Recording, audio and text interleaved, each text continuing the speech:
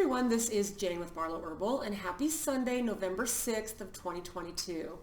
It has been a beautiful week. I hope it's been an amazing week for you too, and we are full in almost a whole week into November of this beautiful year. Now, I've had some great thoughts that I wrote down for you. In fact, I have 6 beautiful points that I thought would really be impactful for you during this week as we just continue to sail toward the end of 2022. The goal is to enjoy the journey, right? So during the retreat that I went to a couple of weeks ago, I met this woman from Canada, Sue Ann. If you're watching this, thank you for being such a brilliant new friend. We've since connected since we've both been home, and she's going to be a permanent part of my friendship base because, hello, you meet these people and they are brilliant. But one of the things that she brought up on the very first day that we met her is this word that called coddiewomple. Now, this is really cool because the definition of it is this: to travel in a purposeful manner towards a vague destination. And basically it means that you keep moving forward even when you're not exactly sure where you're going. And I think that that really describes most of us as we go through this life.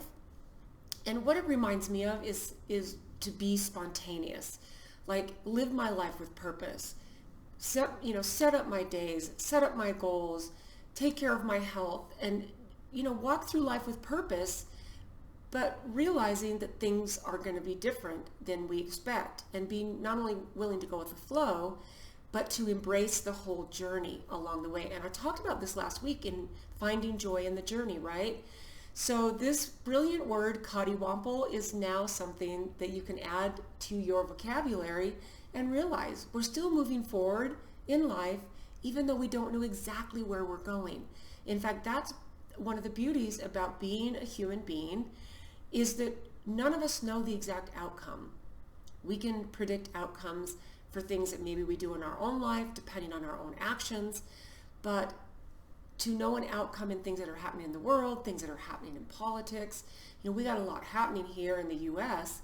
with our midterm elections next week. And elections are always polarizing, but this is going to be a very interesting one. And I do believe, in fact, if you're into astrology or the eclipses, or even you love to look at the moon, and this is one of my husband's favorite things, is it doesn't matter if it's a sliver of a moon, it doesn't matter if it's a full moon, which is actually one of his favorites though. Looking at the moon and all of the things, just the moon is so beautiful. Well, this coming Tuesday on November 8th, this is the first time during an election day, on an election day, when we have a full lunar eclipse, and it's a blood moon. And it's the first time on an election day. I guess we've had one other full lunar eclipse this year, but this is the first time it's ever fallen on an election day here in the United States, which I don't know if that means anything, or maybe it has a deep meaning for you, but to me there's just all these interesting things happening. And I stay abreast of a lot of things, including what's happening a bit in mainstream. I don't watch a lot of mainstream media. I do keep abreast so that I can be aware of everything that's happening, but I also tune into a lot of alternative sources. But this has been the way I've always gotten my information, not just during these last 2.5, almost 3 years, but this is how I've always formed my worldview, is on what is going on that the mainstream media or the government or whatever is not telling us. This is how I was raised and how I've always looked at the world, because I think what you need to do is take all of the information and then make your best decision on how you walk through life. So what I did is I wrote down these 6 things that felt really actionable, not just for me, but I think these are things that you can put in place too. So number 1 is this thought: your diet is not just what you eat, but also what you watch, read, who you follow, and who you spend your time with. So think about that as a diet that's going to nourish you. And that really says it all, right? Who do you spend your time with? What do you watch? What do you put in your body? It's not just about that, but it's all these other things too. Guard this with care. Guard what you let in. Like if you're a person who maybe has been through cancer and you healed yourself using natural methods and you cleaned up your nutrition and you realized the power that really clean nutrition and maybe even a powerful herbal protocol can have in helping your body heal. What you put in is going to give you what comes out, right? What expression of health do you get by what you put in? So what expression of health do you get from what you read and what you watch? And sometimes you have to monitor and moderate what you allow in so that you don't get caught somewhere, so you can't live a purposeful life. I think that's one of the most important things that we think about when we think about adding things to our diet. Not just food and water, but all those things that we allow in, because what you allow in is what you get out. So that one to me is really impactful, and that's why I put that one as number one. So number two is this: no one is coming to solve your problems. Your life is 100% your responsibility. In fact, over the years, as I've talked to several different people who I know who are marriage coaches, relationship counselors, whatever, one of the biggest things that they say is that, say they're sitting down with a couple, it's like the question is asked, what responsibility, how much responsibility is it of yours to make this marriage work? Let's just use that as an example. Well, a lot of times, the first answer that will come to people's mind is their responsibility is 50%. I'm 50% and my spouse is 50%. But that's not true. You are 100% responsibility for bringing your marriage, your relationship, your workspace, your health, whatever that is, it is 100% your responsibility. Now, do we get help from resources? Do we get advice? Do we get to bring in different things that can help guide us? Yes, but ultimately, we are the ones who are 100% responsibility for our lives. And I think that that's been something over the last maybe 100 years, maybe even 50 years, that has been kind of lost. As far as on a mass scale, I know there's always people that are on the fringe that realize my life looks like how I make it, and I'm 100% responsible for that. So if that is an idea that's foreign to you, I would suggest that you really look deep inside yourself and ask, what would it take for me to be 100% responsibility for every area in my life, and what does that look like? That one is super beautiful and can be hard to put into place, but once you make that mind swap, it's life-changing, 100% life-changing. Number three, comfort is the worst addiction and a cheap ticket to depression. So think about that. Oh, we don't really want to do that because it's too uncomfortable. Or maybe we accept things because we think that it's just comfortable. And we don't want to get uncomfortable or put in the work. In fact, a little example that made me think of this week is there's a group of my family members, my siblings, who are training to do the rim to rim of the Grand Canyon. And this was actually right after I had my knee done a couple months ago. I reached out to my brother in Arizona who's done this hike several times, and I said, hey, I want to do this with you. And so we set up a time the very first part of June of next year, and then other siblings heard about what we were wanting to do, and they jumped aboard, and they've all been training. And I'm still rehabbing my knee, so I haven't really been able to focus on training for this big 22-mile hike because I'm still in the midst of rehabbing this knee. So one of my sisters who lives in California, she's been going out with another couple of my sisters who also live in California, and they've been doing some really long hikes, and like 10 miles, 5 miles one day, and then the next day 10 miles. And it's been really, really difficult as far as she's super sore, she feels pretty worn out, she feels lethargic, like her body's just not used to that. And she's actually visiting me this weekend, and so we were kind of chatting about that. And I have a background in fitness. I used to own a health club. I did personal training for 20 years. Fitness and exercise, and especially long hiking, has always been part of my life. And I understand that what happens is when you push yourself to a point where you're maybe sore, maybe you feel like you've maybe overdone it, and there can be a fine line But there is a part where when you push your body to a certain place that it's not used to, it's going to be uncomfortable. And it's going to be, it's going to make you say, well, maybe I'm hurting something. Maybe I need to rest. And you do need to rest after you give your body a really hard workout. Rest and recovery is part of it. Good nutrition is part of it. But the thing is this, your body is going to go, oh, here's what's being expected of me, and it's going to adapt.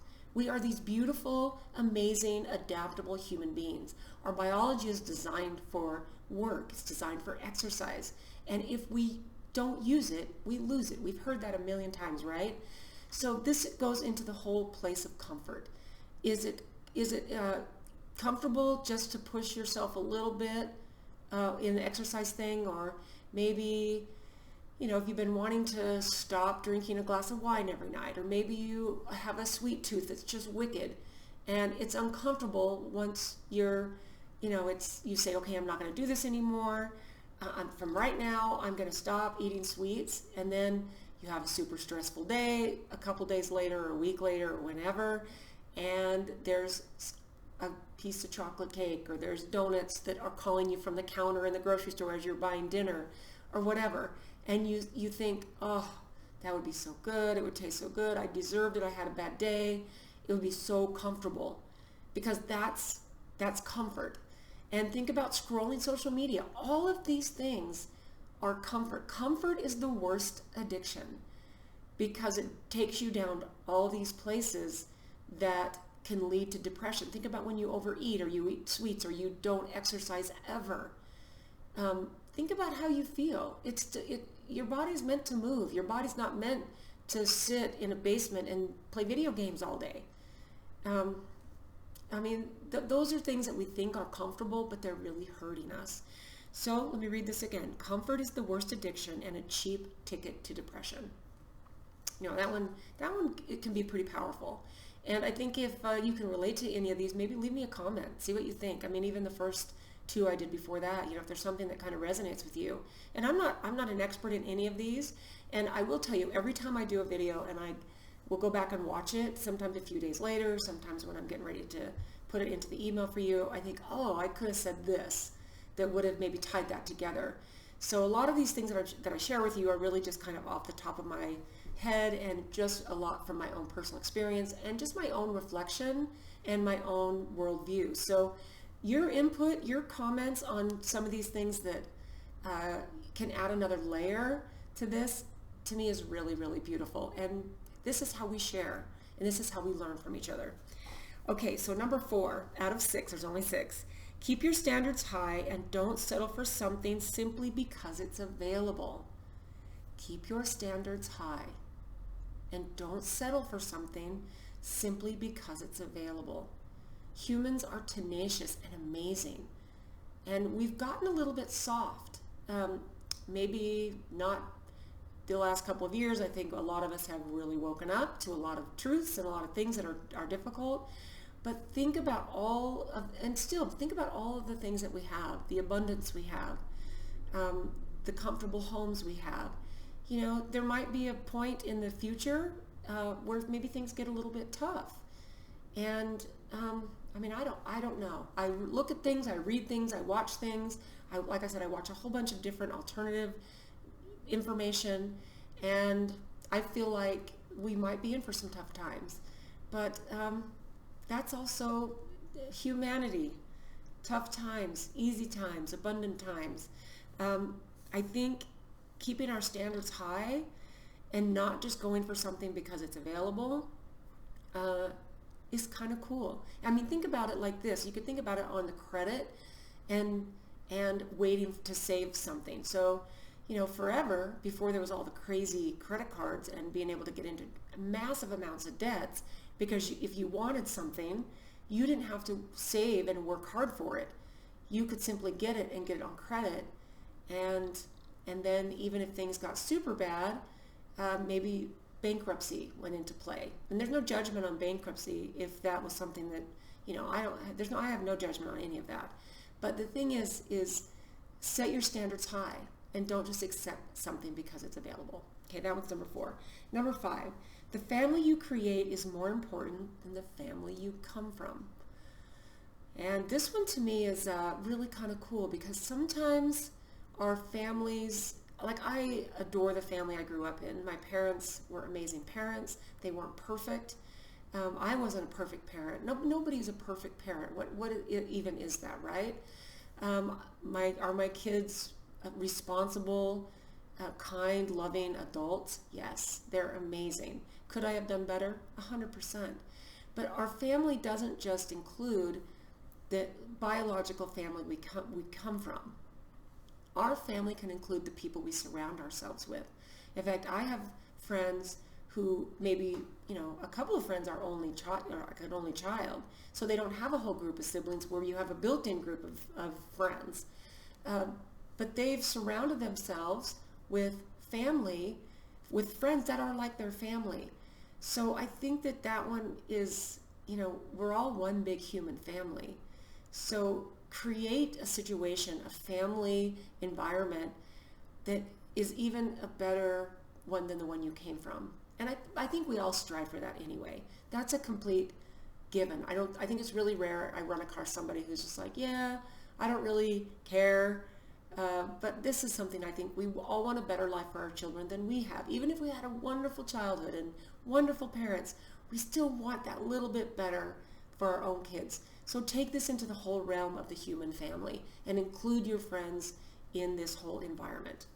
So number 6, train yourself to take nothing personally and save yourself from 99% of mental problems. Okay, like how beautiful is that? Now, this is one of the 4 agreements from the book, The 4 Agreements. And it is, don't take anything personally. This one, you save yourself from so much mental anguish when someone says something to you or does something to you or looks at you funny, or you hear something that you don't agree with. There's absolutely zero reason to take these things personally. And once you can get this habit into place and really click it in, you're 99.9%, probably even almost 100% of the mental anguish that you would normally cause yourself over this completely disappears. And this one gets easier and easier the more you do it. Like, this is one of my favorite agreements because it's about kind of getting a little bit of a thick skin, but also realizing that most of the things that happen in the world have nothing to do with you. And most of the time, people are saying things based on their own reality. And it's just so easy to take things personally when they were never meant that way at the end, right? So that was the number 6 that I wrote. But then what I wanted to do to tie this all together is this statement right here. Find a way to find humor along the way with everything. In fact, we had a couple nights ago, me and 2 of my sisters and a girl named Alyssa. Alyssa, if you're watching this, I love you. You're amazing. Alyssa does Reiki here in Salt Lake, and I see her on a regular basis, and she's amazing. So we all went out to dinner together a couple nights ago, 2 of my sisters and Alyssa. And one of the things I love most about Alyssa, besides the fact that she's an incredible healer, her energy sessions are life-changing and have made such a difference for me, but is her sense of humor and her sparkly, giggly, beautiful laugh.